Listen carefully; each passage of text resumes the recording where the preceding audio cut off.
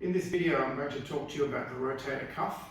The other day I had a patient come to see me and she was given an exercise like this by her personal trainer for her rotator cuff, and I had to correct her. She's partly right, but we're going to improve on that. So the rotator cuff are muscles that attach to your shoulder blade. Now the shoulder blade's at the back, it's like a plate of bone. It includes infraspinatus, supraspinatus, teres minor, a very small muscle there, and in front of this plate of bone, which you can't see, is subscapularis. And the function of the rotator cuff is to rotate this bone, your humerus. It rotates it out and in.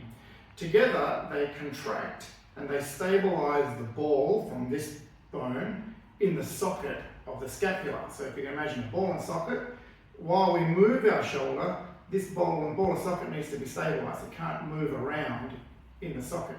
So the rotator cuff together help to locate that joint and keep it stable.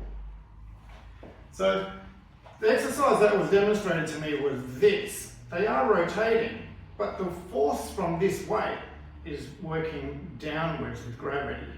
And this downward force is met by biceps. So it's not really using resistance against the rotation. The resistance is up and down. To make that resistance side on, you could do this exercise, lying on your side and rotating inwards.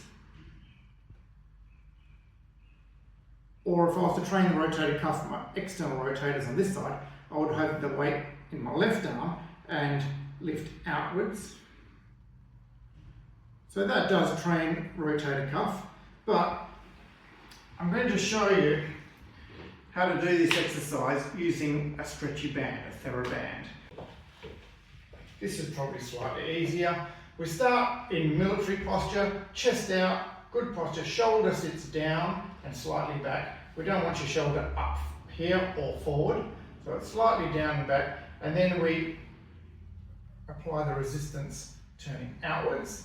So this is external rotation in that direction, and it trains infraspinatus predominantly. And then to train the other direction, I grab the band the other way. Now the resistance, I'm pulling inwards. This is internal rotation. Again, set your posture first. When you build up endurance and strength at this safe area, we can then challenge the shoulder joint in a more unstable or risky position, which is up here. If we move over to this band, we can start with the shoulder almost in that throwing action. We throw a ball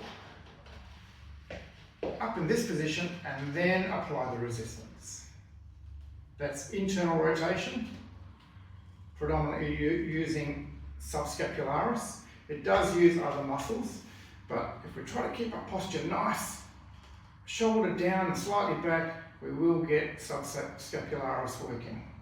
And then if I turn and face the other way, same grip up here and pull backwards, I'm now training my external rotators. So those two exercises are a lot better than the weight in the hand in standing.